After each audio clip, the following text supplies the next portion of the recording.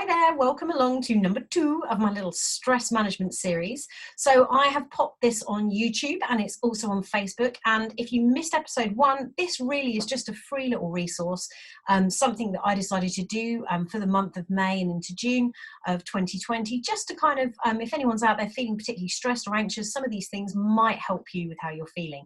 Now, I'm a stress management practitioner, have been since the mid-noughties, since about 2004, 2003, something like that. And it's something that I've always had a bit of an interest in. So I decided to study it. And over the years, I've learned different things, not only from the School of Natural Health Sciences, but, online, different books I've read. So this is going to be sort of like a snapshot of lots of different things that I've learned. So it's not the complete thing that I would be talking about. Someone came to me as sort of for a stress management consultant, sort of for an appointment.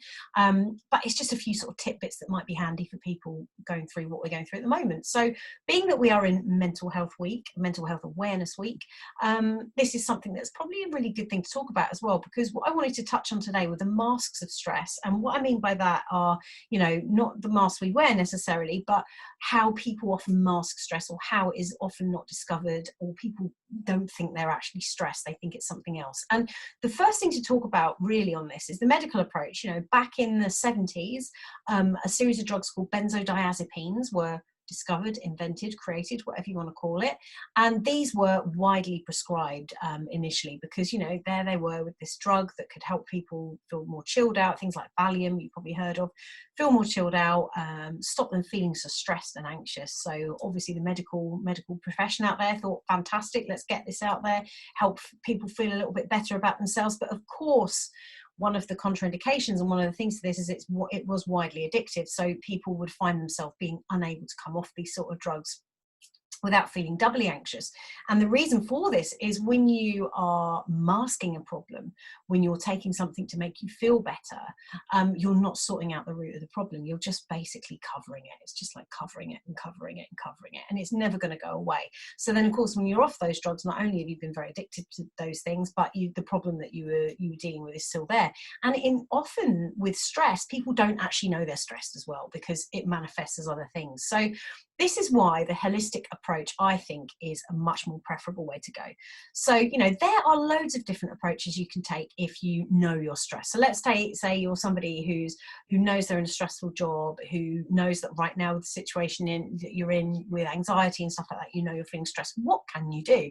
There are so many treatments that you can do, not only that you can have from other people, especially online even right now, but things you can do for yourself. So starting at sort of the top of the list, psychotherapy, therapy, whatever you want to call it, basically talking to a professional. So, this is obviously on a lot of levels. You can talk to your friends about the things that stress you out, but sometimes we don't want to talk to the people that are closest to us about things that we are finding stressful in our life or we are feeling anxious about. So for whatever reason that is, sometimes talking through our problems with a professional who's going to help guide us to that self-awareness and to the root of the problem and talk through those issues is much more preferable. So that's one thing you can try. Also, believe it or not, massage, because people often think with massage it is just dealing with the physical, but massage, we know that our emotional and physical selves are very much interlinked. So doing something that's going to deal with both of those things is really helpful. And massage, at the end of the day, relaxes your mind and your body. And what it's doing is it's taking those toxins and waste sort of materials out of your body. So it's really, really very good. If you can self-massage, actually Tonin does a great little video on self-massage that is, I think, on this channel as well. And I'm sure he'll be willing to put up some more over the coming weeks. Self-massage, or when things are opening up again and going to see a massage therapist, is a great idea. Reflexology, again, this is one that you can't, unless you're a reflexologist anyway, and you're doing it on your own feet, it's a tricky one. But perhaps not for right now where we are in the situation in May 2020, but certainly going forward, reflexology is something that is excellent to help relieve feelings of stress and anxiousness, because you're releasing those blocked energy channels. I don't know a huge amount reflexology, but basically the soles of the feet, different parts, different areas refer to different parts and areas of the body that you're releasing that energy from. So you're blocking those energy channels. Absolutely fantastic therapy. Great one. Love that. Acupuncture. I mean, one of the oldest therapies out there. And this is obviously a Chinese therapy. And it deals with the two opposing forces, yin and yang. And basically what you're doing is you've got these 14 meridian channels. Your opposing forces are the same kind of thing with reflexology. They can get blocked. So it's releasing those and putting things back into balance. And that is the key thing there. And that is a fantastic therapy. Again, you know, you've got acupuncture and acupressure, which is acupuncture obviously with needles. Acupressure is just using your hands, your fingers. So that's another good one. Hypnotherapy. People, you know, I think you can do hypnotherapy online. So probably even possible right now through what we're going through in lockdown. But hypnotherapy, fantastic way to help relieve stress and get to the root of problems, because obviously hypnosis can help you find out maybe not what your conscious mind is thinking about, but what your subconscious is holding on to. Herbal medicine. Often people don't sort of really think about this, but all medicine comes from herbal medicine, really. You know, even paracetamol goes back to, you know, has its origins in herbal medicine. So, you know, it's something that you can really, really look into. I'm more than happy to give advice on this. There are certain things that I take to help me, you know, sort of through different times of my life that are great, natural, you can find in the garden. So super one, herbalism. And, you know, colour therapy as well, dance therapy, all these things are things that are going to help you with anxiousness, with feeling fear and feeling stress in whatever form it is. Now, as a stress consultant over the years, I had, you know, it's not something I've practiced massively, but over the years, I have seen lots of people and, you know, sort of spoken to people who, often what you find is people will have a lot of symptoms for something, and perhaps they've been to the doctors. They've complained of a you know, feeling of tightness in their chest, other feelings perhaps of migraines and all this kind of thing. And often what will happen is they will go and speak to a doctor, go through the list of problems they're having. The doctor finds nothing physically wrong with them, and therefore they think the doctor is missing something.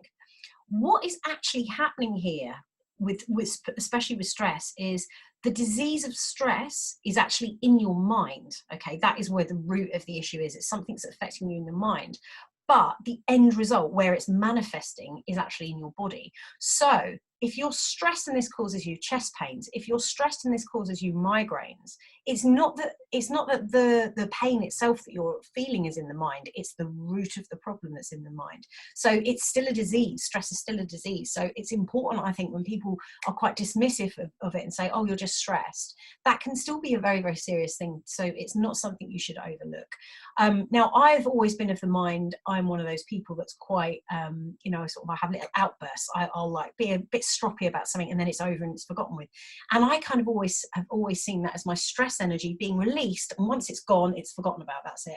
Whereas a lot of people will hold on to these things, that will internalize them, and might end up with stomach problems, stomach aches, all this kind of stuff. So it's really, really important to find a way to release your stresses and anxieties. Now, as I've said, the illness of stress is something that is basically a disturbance in the mind has been created, but then you feel that end result in the body. Now, often, and this is where it becomes and ties in with emotions, you've got emotions experienced in your conscious mind, but you're feeling, you know, those things can sometimes be at an unconscious level. So this could be anxiety, this could be fear, these feelings that are at the forefront of your mind, in your conscious mind, but it's something in your unconscious mind that is leading to that. So this is where stress therapy can be really, really helpful. You're basically in a fear state, and it's kind of like an overreaction of the mind to overcome the environment that you're in.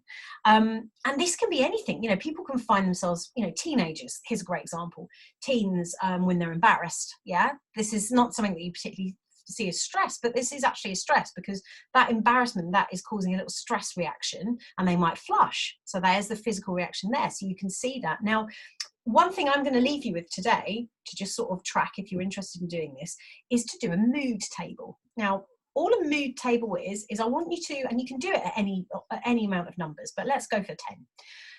If you track yourself over the next week, and every day have one being absolute, like the most awful, worst day of your life that you can ever remember. That's your feeling at number 1.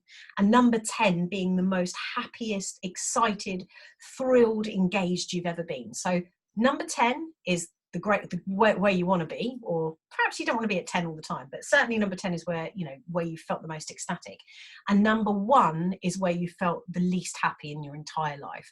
So what you want to do every day is just make a note every day somewhere, it could be on your phone, in your diary, of where you are on that scale of 1 to 10, and do that for a week. Now, if you do that for a week and you track your feelings of where you are, and then perhaps you can also write down on those particular days where you were, what you were doing, perhaps what you were eating, if you did any exercise, who you were with. Now, it's probably a bit tricky right now, but try and sort of have a mental note of those things, where you were, you know, sort of, yeah, a lot of us at home all the time, or you're working, whatever it is, where you are, who you were with, what you were eating, and what you did that day. Try and, it's almost like if you've ever done like a food diary for nutrition or a meal plan or anything like that, it's basically like that, but you're tracking your mood. So again, 1 being rubbish, rubbish, rubbish, worst day of your life type feels, 10 being amaze, whatever that is to you. For me, probably some of the best dives I've ever had in my life when I was scuba diving. Those days when the sea's beautiful, you feel incredibly calm, you feel at one with the world. It's kind of like, yeah, it's sort of like at peace with everything, but in a happy way and in a joyful way. That would be my number 10. So you want to track your numbers 1 to 10 for 7 days, and then write down every day where you were, what you're doing. And then when you get to the end of that week, you can look back and see if you have a mood fluctuation, or if you are quite stable in your moods. And then we can start looking at what perhaps those stress triggers can be and how we can deal with them. So I hope that has been helpful, guys. Thank you so much for watching. Please feel free to share this with anybody who you think this could find, could get benefit from this. And of course, if you've got any questions or you want any hints and tips on how to help you sort of personally feel less stressed, less anxious, feel less fearful, then please, please, please drop me a comment, an email, that's really old school, give me a ring, that's even more old school, or just drop me a PM. I'd love to hear from you. Take care for now.